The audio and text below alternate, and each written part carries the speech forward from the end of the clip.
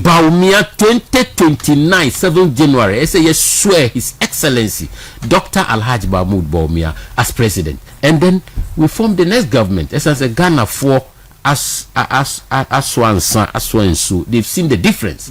And a Ghana niye din send kruna ye din. It tells you say Ghana for no for voting for His Excellency John Dramani Mahama and his unfit ministers, the CEOs. Look at what happened here. Baso. MZM called deep one. Private sector. Bia wakochna bebia. Wajiji sky free awardees ninsa. Table crown just auto table. 50,000. 50,000. 25,000. Yeah, the award never more than 50,000. 50,000. Into baby na what boka 75,000. Na other expenses now koji award. No, shoot your awards. What kind of government is that? What kind of government is that? For some time, ni nominate sa award nominate to a campaign for vote near the nominate me because I'm tired. Serious. Me man that, but it's a bad nominate to award. Now over your campaign, move vote no be the Penisika. No, because obi efforts we here jumana obebo abaso a ampa wait me recommend but say we make to sika for what say whether a private, look at them, a public, I have no, they have no credibility. That's the thing. You say the allegation is that we need the Ghana for taxpayers' money. That's it. Brand at the idea award. That's it. And then what the expect the president and they say obey investigating. Yeah. Now some all he said was that next time you give the award Sana, you have to seek clearance from the presidency and Sana. Look at it. Esan said the hue and Christ send a Ghana for you did they far award no ntino kasano. But Ghana for you dianka or one special page of mama have a bomb or boss. Say ministers. And in America no. Because so your president and that's also we are serious about fight against corruption now. You should be worried. Yeah. Say one kasa wa appointee. That cigar no baby allegation say the colleagues na kutuya bribe. How much you bribe? That's true. And the amount. Tell me one of them deserves that award. Just one. No, not even one. She Greater Accra regional minister. I mean, a sorry of a minister. She Accra. She flooding in Accra. She filth in Accra. Yeah. And she ni kasa or no kra ni kasa. Ni kasa kra nye. Such a person. The Juma Ben Awaye. A do Accra. Do you drive in the night? Every place is dark. Yeah. Street in our lighting in our. In fact, into Nama will be asked for highlights. No, yeah. Say a man award. She a great minister. And look at all of them. And a peme basi ubia sunlight pana ano den no na a blind me fina me blind because slow down. Yes, because a chrono nyina yusun. Enti wonam so no anso highlight na onso so nya den hu ade to bia so no de asuso. That's true. That is true. They don't deserve it. None of them. All of them are a call. They tell me one person or say why are there? Now say a bonabas. Yes, I have to force in here. Overall best performing minister. And now we see best performing minister. I'm a coffee boy. Yes, as a woman to a coffee boy cranny at the moment. I like you see for fun and Martin and Kakumi. I said about national issues. No, I want to delve into party issues. One or two. The MPP must rise. Me say you will position into Bibia near Jai. The MPP must rise and protect our own, no matter the circumstance. And then achichi be breba ekosono. It's only a message from the NDC. The one person from the MPP. Alaji meboa. Enti ene who say MPP ni bi jina court. We jina court who say maybe say oni sa nipa no problem, who party oni sa nipa no problem. Enti say you there. Who say the omu di nipa no when they succeed they will be able to do it to you. Alaji meboa. Sanity. Then I have a serious problem with this Chairman to me issue. And I believe, sir, the political strategy on this was wrong. The legal strategy on this has been flawed. Chairman, why name him? Why name him say Chairman to me Adieway has political connotations to it? Who doesn't know? Or you don't know? It is. We all know. It is. And whatever you do, there will be powers there being to give pressure here and there. That's true. And your strategy in combating such an issue, should be very solid. How can you tell me, say, within a year, such a huge political issue is ending? If I am the defense, if I'm the defense attorney for Chairman to me, this would have never been my strategy. What is the essence of injunctions? Unim law crano. You know, say you can give interlocutory injunctions. Yeah. You can go and appeal to the High Court, to the Supreme Court. If I was the one running this case, I'll call them as a witness. Yeah. But sir, you also don't know the information the attorneys have. Abuano. So on kawa. The point also is that Obia won a strategy and any kind. That also mean what then the chess of Ruby or Yajuma contaminate in Biwa camera. So it's not necessary. It's not the say Oba friendly pando do. Now Munipa do na Oba from no assemble no mobeka. Once you call, you see, when you are calling witnesses, you have your witness, the defense has their witness. That's why you will prep your witnesses.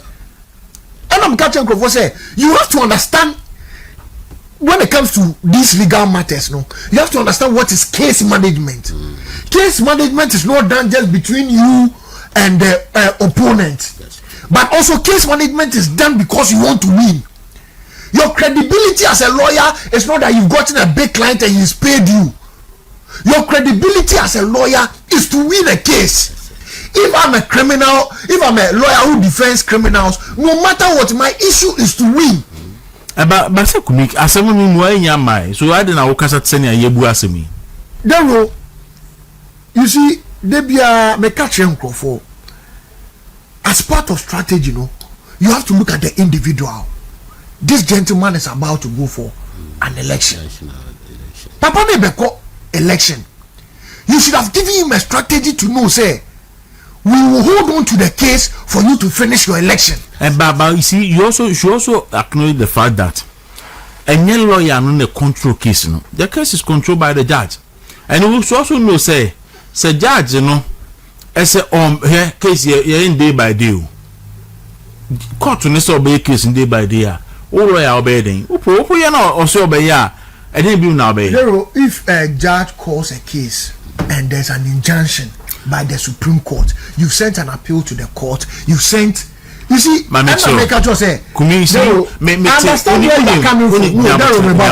I understand where you're coming from. When you say, you see, baby, it's calls a buyer so on daily basis. Expresses our frustrations are expressing. A bar every day say, question contempt the door, and a wasting and a lawyer no, and a bad beer. By see, Osha.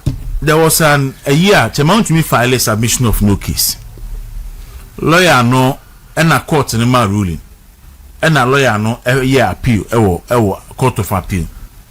Oye no now or stay or file stay. So mon train cause say court of appeal be there 7 days. Court ni say on stay. Na appeal no betimi awo running na we so running at the same time.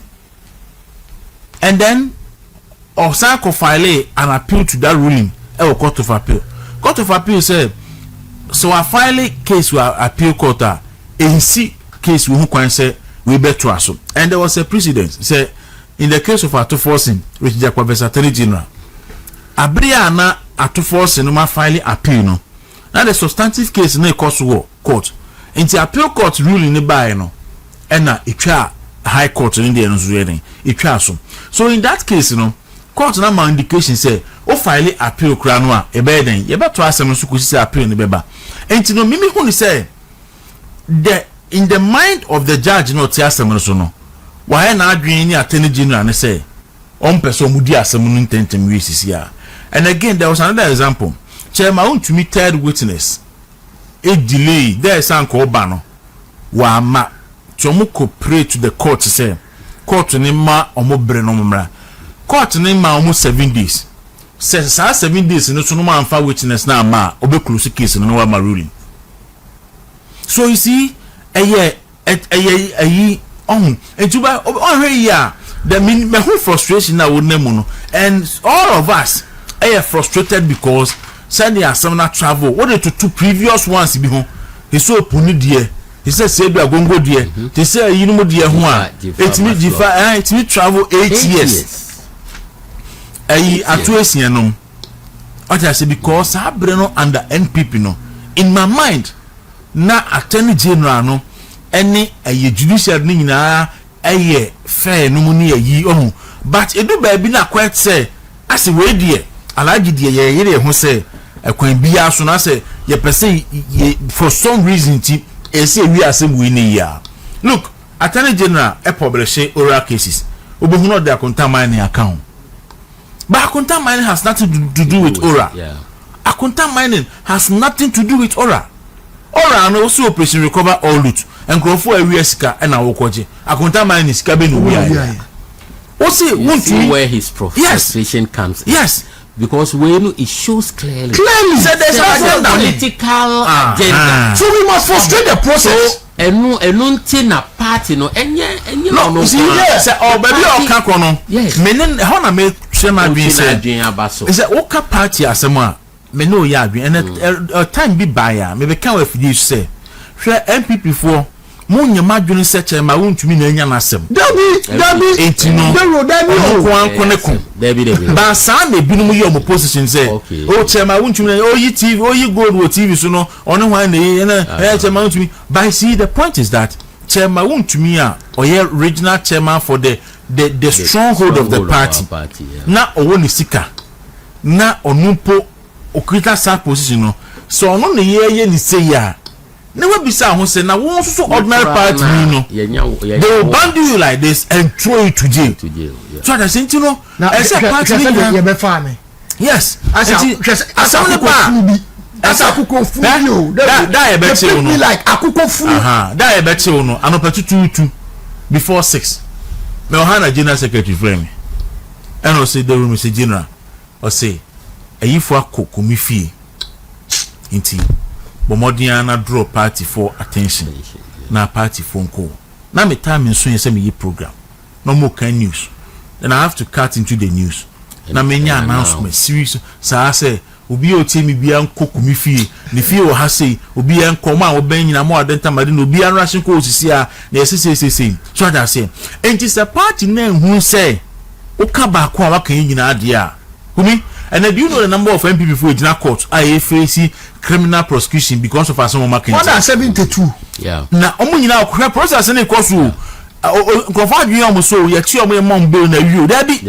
hwe ni achenkwa ofikuma se eba court wonka every day baba mando eba court fancy comedy eco court say obama eco court ayi abronye eco court ayi girl yi a yesef ni ABY o say AY ono so court na ni Bawumia bye ono so court we court and you see ase ayedi that robertia ye jeli we dey ne de munyina kwa kugu afiase ye twema omo jeli omo wi ansa na obi asora be kasa na kumi nti say man more typical example break your heart June 1 year pepper movement wontumi radio ye tutu wontumi Kumase wontumi Takrade wontumi Accra strategical locations and ya tutu me ba cho again what is a party maybe e kan but this is the platform ye di adwuma ma party no obi a ye se ontie obi a matter in this party bia no me ankasa personally any god ni Yakobo mama ni apart from chairman untumi yankasa personally accompany for nyina ho bomu nyina mane ba afe aba yen na say mouthpiece of the party. There are 2 radio stations miensam. Nobody is talking about it because chairman untumi media. But sankro for here no say Joy FM asempa peace near in tuma ankaba na people cry press conference. Alaji so obi adwiye ne say wuntumi na enya na asem na okon ntokwa say dua munumpo ne jadamu ahyi a na dua wu so be den kumi. I just want to broaden the perspective so that we don't stress so much on the legal contempt is 7 years. Second thing, Daryl, it's important for us to party for in protecting ourselves. You know, as you say, there are people are omokasa SA party. Obit me tin the nisi penny biso. Onim penny ni free baby out. On share the baby so no can wasn't fee. Daryl, and I'm going to say it on your platform, and I'm saying it on your platform. Matopoku Prempe, he's never said it anywhere. Napo has never said it anywhere. So the president, and I'm saying it. Niawa Shede Busano, I'm wakachem say for him. Se Bawumia be president, he does not have any other dream. That is the only dream he has. No, to support Bawumia. That is the only dream he has. And I've asked him about running mate. Or see, it's in the prerogative of the flag bearer. Who he likes is who he chooses. That's true. Running mate here lobby. Then I dey call lobby. Because me who say for some time in Krofoya, on be so much papa no. And nobody comes out to speak. Now say Sami Jenfi, father-in-law, Mr. Mankwa, it will interest you to know, say, Napo has known the man for 20 years before Sami Jenfi came into the family. The man has more children, not just the one Sami Jenfi got married to. And to say Piniphobia Muti Kumase, I'll be MPP for Napo Papa Wu ye. Say NDC for Baho. Did they come because of Matopoku Prempe? They came because of the man. Because now Papa Nankasa you're him and he had his own personal dealings. And Dero say Madam Fuwa. Now Madam for the ba ako wari obi or a political opponent. Why should I say and Nuntino? Madam for no and I catch the banner on wari na. That's it. So there some of these things is becoming unbecoming. We must protect our people in the party.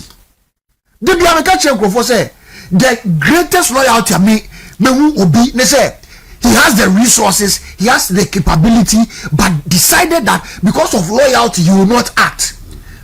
Napo had the opportunity to run for flag bearer. Even his deputy, type of education, Educhum, ran.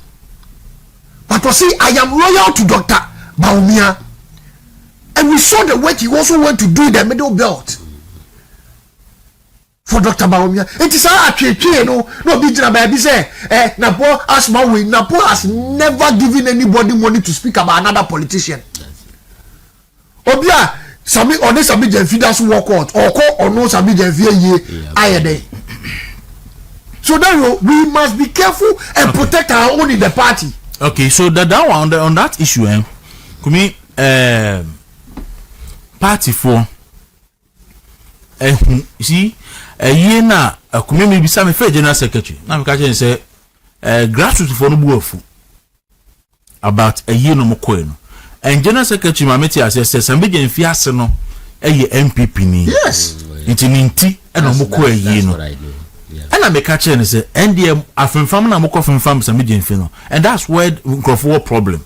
Because we'll be share a quanya, some median FIFA, so didn't throw a fan up. A goon hoofy. No, they're still in court. And if I put in the court, now we do for our co-file appeal. Now, Crofohuno in that, with Napua. I'm wearing Napo loyalists now. Be assembly by Mujina Mukuma Napono. They will be disappointed. Say, oh, okay, so you're Kuma Naponi, say now Aquay Crano, saying on it here, and I say, why be a third person? And that's how people felt. Because Uncle felt saying, and I be, good yeah. Obia besi anankanya mo napo no you can't do this because ekwanya Asame Jemfidi MPP mpenifo fa so gom hufi no they were not expecting them to be in that situation with Asame Jemfi. So I say and no there you can't stop anybody say obi be express or not. No, you understand enti na say but say na we for 40 ase me can say mu hwe metima catch on authority say eba politics mu nipa ba ko a napo empe na asem Asame Jemfi but out of political maturity untimi nko eyi papa na yi na okoye ma wakoto you enyo ho na wo be kire say uni obi wo you get it but yes me kusa nyina wo bitrim alaji issue odaso ne wo edaso wo court ye wasem bia na asem meto alaji ewo yi ase a alaji se metini a chia wo ai malaji shedin na metwam eni ho ana me hu alaji alaji na ma bam alaji na ma ba yi ala na me eno so wo ho eti empenifo no they should measure the mood of the party that is act accordingly. Yeah. Obi I can say Asame Jemfi. Even if Moko because of Asame Jemfi, I don't think anybody will have a problem with that. But almost share the chemistry at the funeral no MPP. And then upon Kwan Moko for the Hoyawu. And penifon a call yes and yina party for the Hoyawu. And ye honest truth inti and see a catch romo. Because Asame Jemfi called dear Kufa the faso or dinner po a faso. Kwajima menu MPP penifon. Why not Asame Jemfi nin to a muniso?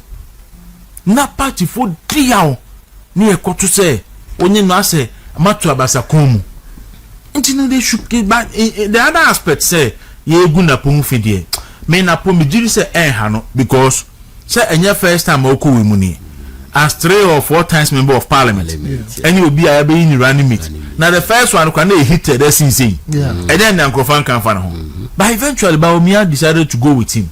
And we don't think say bibia besesa. And we don't think say bibia besesa.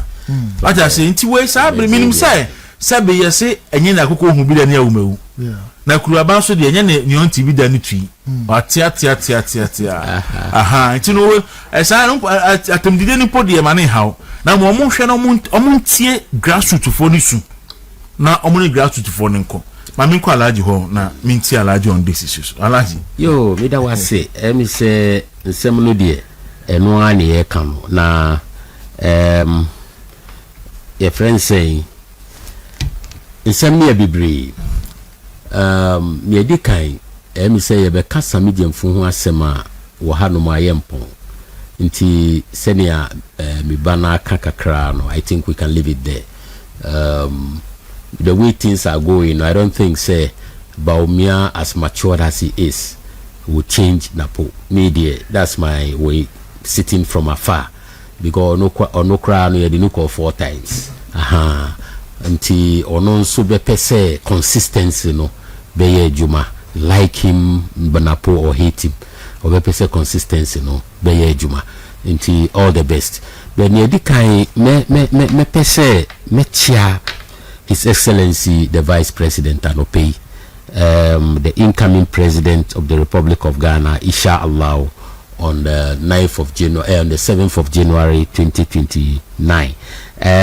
Niente America we say, "Ushe Bawumia, baby, I do no, Massa, why you more prepared, more matured, more experienced? Say, obe fa Ghana mind, baby, I we, Ediako the Promised Land." Saying agitum without any shred of doubt, say he is the most successful, most impactful, and most then America vice president that Ghana has ever had. Then you can't contest it. Nobody can contest it since independent. Yenya vice president wa boy Juma ti say senior papa His Excellency Dr. Mahmoud Bawumia. Inti Ghana force is here now. Hu ni okaye about industry can say digitalization ni okaye nyama bebre drones a oka ho asem a NDC for the amanyosem say ba ye de betwatwamfoni. It tells you say see Ghana for we say nti na Bawumia kan nyina no eno na eboa Ghana ene. So they know say as vice president if he's been able to do this by the permission of his boss His Excellency Nana Addo Dankwa Akufo-Addo, then Ghana will get to the promised land, inshallah. So wherever he is, Anope, Mesachiano, Yedimpa Bonsu Tanechi, ye election, no, he did something wonderful. What you say he's on the quiet? Since a year, no, he hit the road. Because what he was doing was to unite the party. Penyin ni party you more on in chain with fee. Or be do what yaba with fee.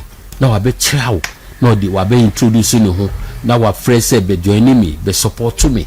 Whether one kasa and spiritually. Na media queen into this is what I want all party faithfuls, all MPP members, and can we say you call presidential election you into me one no His Excellency Dr. Mahmoud Bawumia baby no let us join forces and make that man the next president of the Republic of Ghana. Now yebesre 2024 elections, nipa bibrian toaba for various reasons, but this time around I think he's done what is expected of him. Why yes sir, why reconcile party no into ye wo form no so no ye hu obia baby ogina no say onye party na tamfo. It's a matter of choice. Me say obia nim say me Bawumia babia obia nim 2023 me na mirani ayawa so north man no. As during the campaign, presidential campaign, me pulu the highest votes in Greater Accra, Emano. Yebo mabaso. And at this time around, so me na mirani, you can say, anyasu, you can say, Wojagbawe mano. I won Wojagbawe too. So I am an all-out Bawumia and Bawumia for life. But I'm praying, say all the rest, irrespective of where you are, Mesramo Obiama on board. This is the time for us to teach the NDC the lesson. 2.1 million to Aba. I mean, it is very sad in the last election. Why? Because the MPP I know since I was growing up, since 92, I'm here police station chairman. 96, me can say constituency deputy organizer. 98, me organizer. 2000 regional. You can see where I've traveled from. Every presidential primaries yes. Why now? Na ebimu person here kukwasa inti say nipano who told you, who tells you say yes na nyame pengu in the unlikely event, because Ghana for your omaju somebody be Bawumia na ambemua who told you say nipano di niba mi say Alhaji Yusuf Fofana Medinechi inti ye be say ye party na ye be ti say CPP ana inti ye no ni ye nipa no ye nipa be Bawumia ye paramount ACCR for now. Ye ultimate way na ye pese ye no into president inti ye nyina ye nka ye humbom sa we na medi be ma party for no obi anka hu say ya nye ne sa na it will come back to haunt all of us and ya shade ni year e be haye. Na me can about farming. Me because I'm a farmer. I've been a farmer all my life. But they will me come me life history. Chirewa, you feel for me. My parents, me papa, oba, I can say retirement. At the time I'm in middle school. So I was left to my fate. Yeah, my nipa 8 hours. She couldn't take care of us. So that's what I did. I went into farming. And no na me ye di show me who through me A level, university, first masters, second masters. Inti eba farming ya bibi say si ade ha me. Akuafo su NDC. Niamudi ye akuafo no. It will come back to haunt you in 2028 elections. Shemia ekoso we cocoa sector. For 88 years of our, you can say starting say ye ton cocoa wamanone, ye tea soda. Price no crack you bust from a wamanonia on the international market. Government, you know, a support to cocoa farmers. It came down on several occasions under Nanado and His Excellency John Ajekumkufo. But Omud Bomodia Musa, even at the height of Wayna campaign now NDC attempt. So between 6,000 to 7,000 to the cocoa farmers. I 3,600. Now a buffer still, but we're able to hold them together. And any omoko. And wabeti almost 11,000 a free so sika ye di ma omo no ebi mu femu wu ebi mu anya ye kan say BP yare ebi mu I mean when you go to the farming areas you realize NDC ye pa inti mesre say farmers you have hope. Dr. Bawumia a commission ye paying for our parliament and they went all around the 8 or 9 regions aye dia cocoa oma collect all the information so onya until very soon he will come out with our policy na e be the way our be running the cocoa sector better, much better, because your record actually say we've always been there for the cocoa farmers. Now I was wondering why up to now me and my classmates bra me you can say we were instead of journalism advanced certificate in public relations me classmate Randy Abbey others who work cocoa board. Why Arabian king or the cocoa ne bobo serious na coming in say cocoa sector no every time you be so head cocoa sector no he comes from that cocoa growing areas. He understands the farmers very well. Now obi amini na track right me kura say me hear farming from my childhood no kura cocoa kura me say ohun bi da head in akọ travel. Look at what is happening. Unim ni fie no cantonment me yes so e ka so bebuda na gu no asin foforo. I'm telling you beautiful. Wako sika watam edi akosho ho asisi more than he's living more than na na ya alaje na ya muka na obaye no so or transfer 50 directors our force mu NPP for a transfer mu around na director ba ku bia so transfer na so man say 80,000 CBB as 8,000 yes me can say either 80,000 or so no so yes scarce all the man no wetimi a movie akoseto baby okono and then you multiply that by the 50 nipa 50 no transfer no hu a car or the abuko na pickups 110 okoto any Land Cruisers for those way. Wow.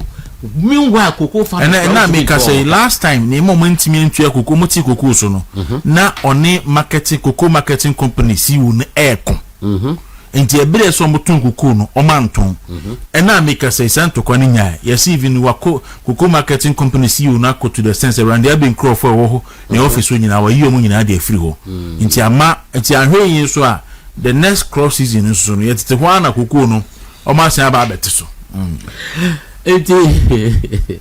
they will also go into farming because one you understand. Well, you said me a farmer. Me papa, but you say yeah near bro. That is true. Bro mountains there. Yeah, said that near cocoa there near will be but wo inche no dey dey ankrofo na ehwe me cocoa there me nyi bi hu adwuma kura bebre but a bro there ado a eno ano kumina me sure say bi onko afu mu da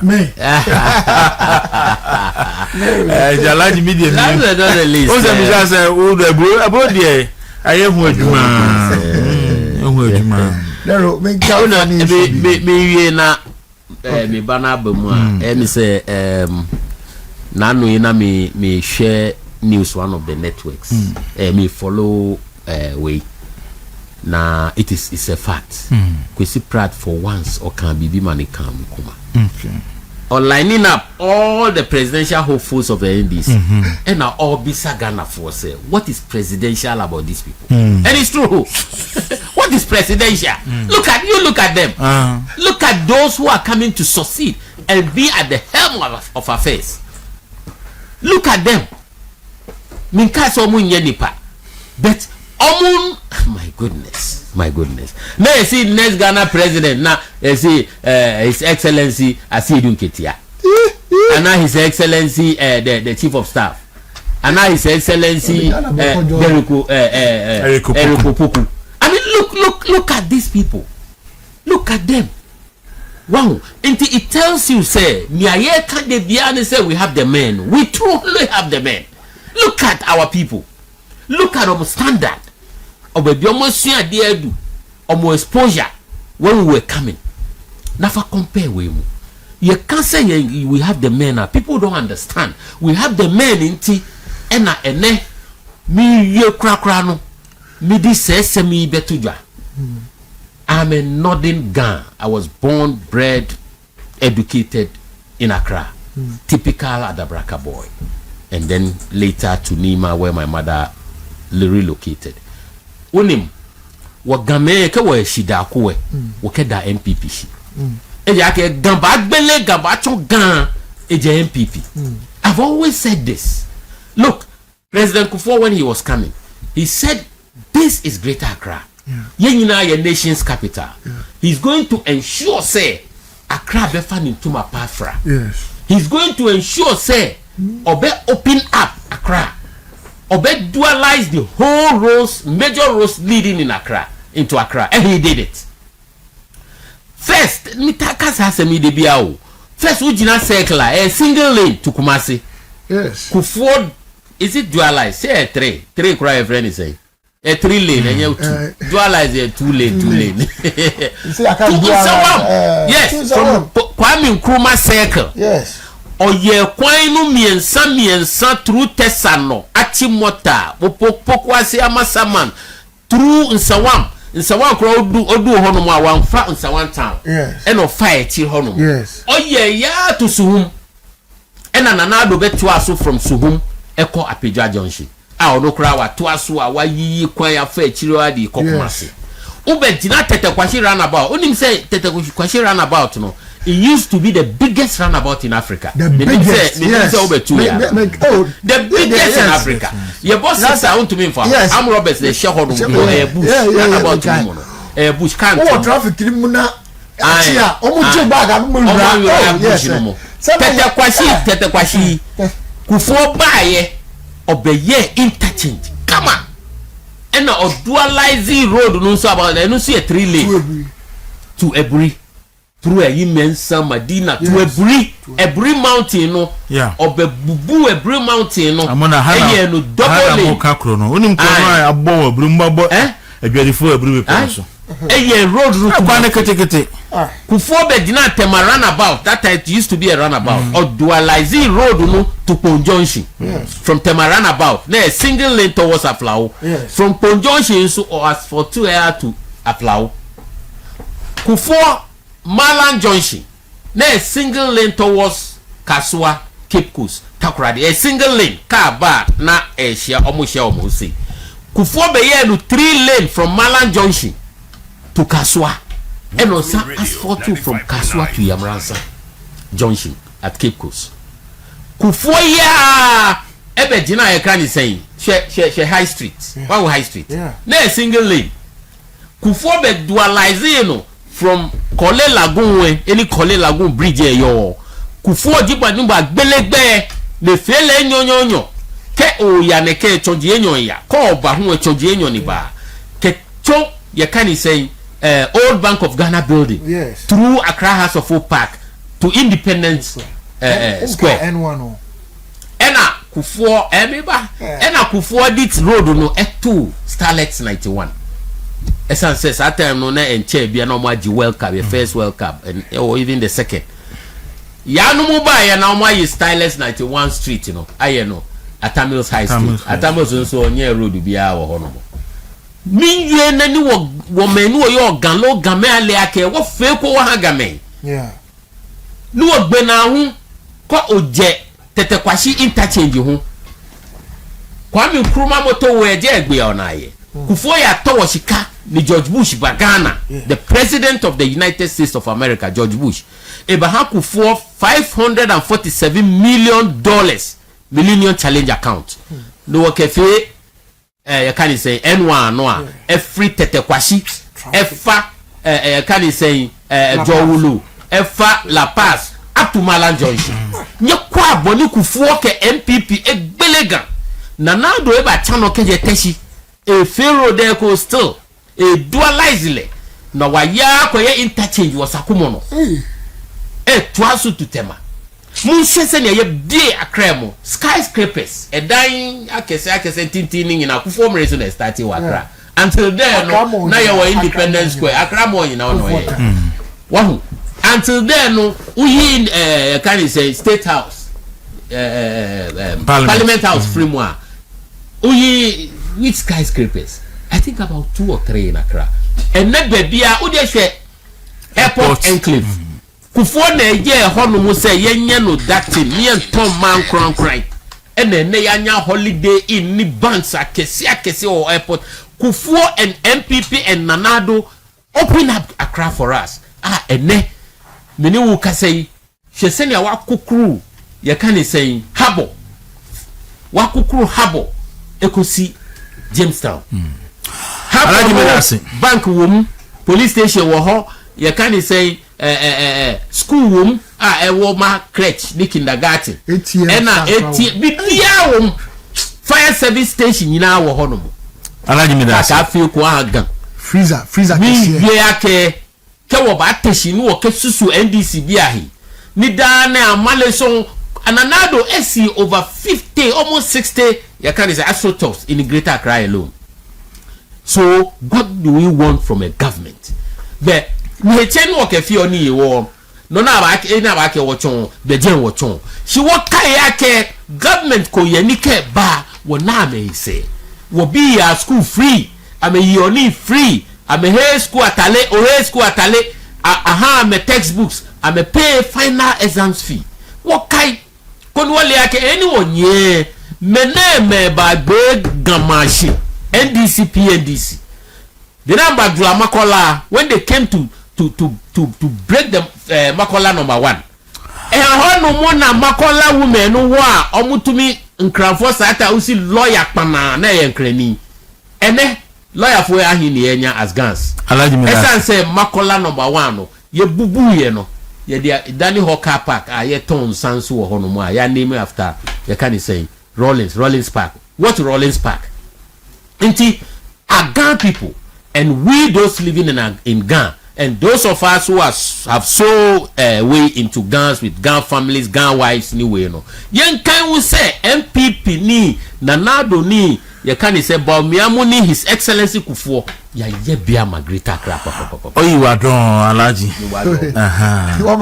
Oma de Ukraine re wo yasin aba oyu ado alaji nkan 12 moye 12 ba kasina mesini alaji din kan afeso ha no kumi mami to ni ni o say o de propaganda ebu omanya oba o de propaganda eba amemu mu a o de sa propaganda na bebu omanya because o sema o kan ye no it will be binding on you.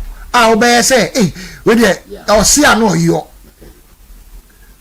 We President Mahama the propaganda. I can say, Accra flooded.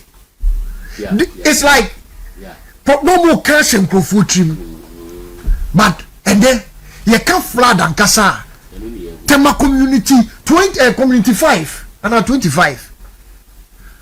A flood the whole place.